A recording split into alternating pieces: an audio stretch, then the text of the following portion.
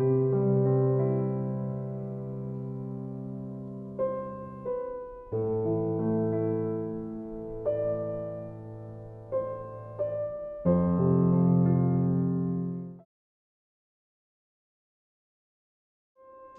है कि इतिहास के पन्नों में मोहब्बत की अनगिनत कहानियां दर्ज हैं। आज ऐसी ही एक कहानी का हम जिक्र करेंगे। ये कहानी है पाकिस्तान की जैनब और सिपाही बूटा सिंह की।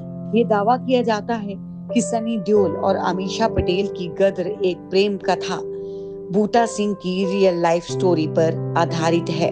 दुख की बात है कि बूटा सिंह की कहानी का अंत बेहद दर्दनाक था। 2001 में आई गदर एक प्रेम कथा एक रिकॉर्ड तोड़ कमाई करने वाली जबरदस्त एक्शन, दमदार कहानी और बेहद खूबसूरत गानों से लैस फिल्म है। फिल्म में दर्शकों के दिलों में परमानेंट जगह बना ली है। फिल्म को देखने के लिए गांव भर के लोग ट्रकों से थिएटर जाते थे। फिल्म को भारतीय सिनेमा में कल्ट क्लासिक का दर्जा प्राप्त है। गदर की कहानी एक सिख लड़के और पाकिस्तान की लड़की की प्रेम कहानी पर आधारित है। बताया जाता है कि गदर एक प्रेम कहानी सिपाही बूटा सिंह की रियल लाइफ पर आधारित है। बूटा सिंह अंग्रेज आर्मी के सिपाही थे। उनका जन्म जालंधर पंजाब में हुआ था। मीडिया रिपोर्ट्स की माने तो उन्होंने लॉर्ड माउंटबेटन के नेतृत्व में दूसरे विश्व युद्ध में भाग लिया था। विभाजन के बाद जब हिंदू मुस्लिम दंगे हो रहे थे, औरतों को प्रताड़ित किया जा रहा था, तब बूटा सिंह ने एक मुस्लिम युवती की जान बचाई थी। उस लड़की का नाम था जैनब। जैसा कि अक्सर प्रेम कहानियों के साथ होता है, जैनब और बूटा सिंह की प्रेम कहानी के भी कई वर्जन मिलते हैं। हर कोई इन दोनों की कहानी को अपने ढंग से प्रस्तुत करता है। एक कहानी के मुताबिक जैनब अमृतसर के खेतों में छिपी थी। बूटा सिंह ने दंगाइयों को पैसे देकर जैनब को खरीदा था। एक दूसरी कहानी के मुताबिक बूटा सिंह 55 साल का रिटायर्ड फौजी था और जैनब 19-20 साल की लड़की। जैनब बूटा सिंह के साथ ही रहने लगी और दोनों एक दूसरे के प्रति आकर्षित होने लगे।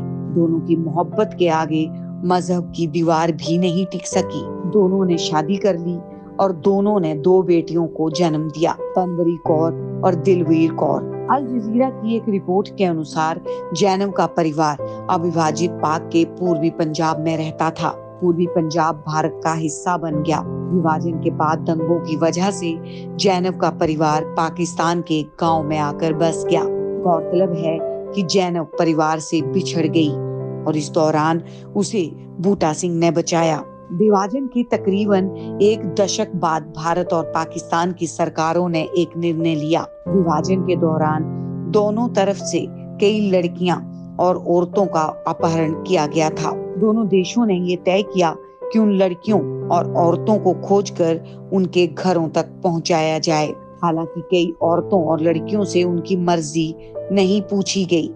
जैनब भी उन्हीं लड़कियों में से एक थी। जैनब के किसी गांव के रिश्तेदार ने सरकार के नुमाइंदों को खबर कर दी।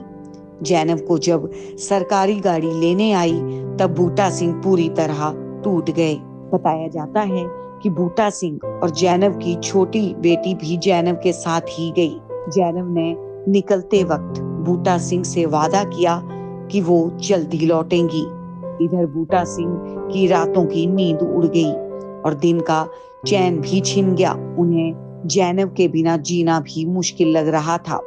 जब पाकिस्तान से जैनब नहीं लौटी और उसकी दोबारा शादी की खबरें आने लगी, तब बूटा सिंह ने पाकिस्तान जाने का निर्णय लिया।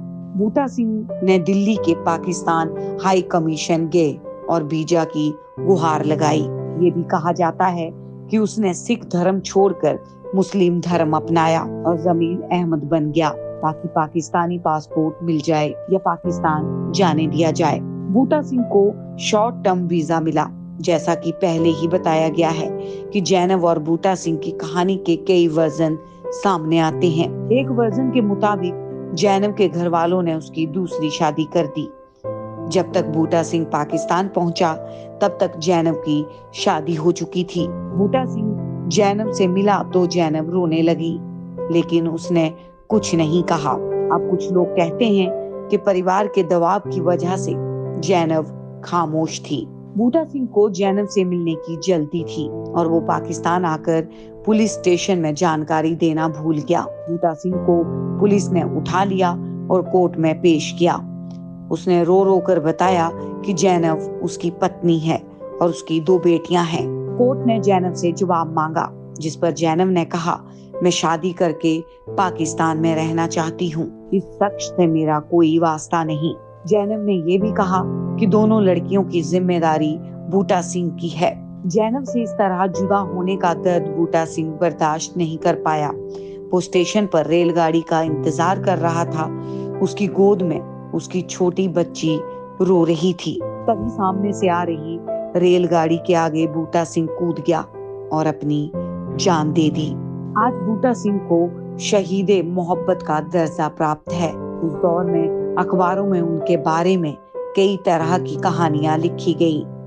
जैनब और बूटा सिंह की कहानी हर कोई जानना चाहता था, पढ़ना चाहता था।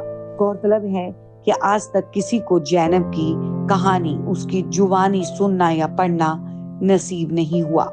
जब भी किसी पत्रकार ने या किसी लेखक ने या किसी संगठन से जुड़े व्यक्ति ने उससे मिलने या बात करने की कोशिश की तो नाकामयाबी ही हाथ लगी। 2022 में एक पत्रकार ने जैनब के गांव नूरपुर की खाक छानने की कोशिश की। बताया जाता है कि इस गांव में आज भी जैनब का परिवार रहता है। ये भी कहा जाता है कि जैनब आज भी जिंदा है। आप देख रहे हैं सौगंध टीवी, सौगंध वतन की।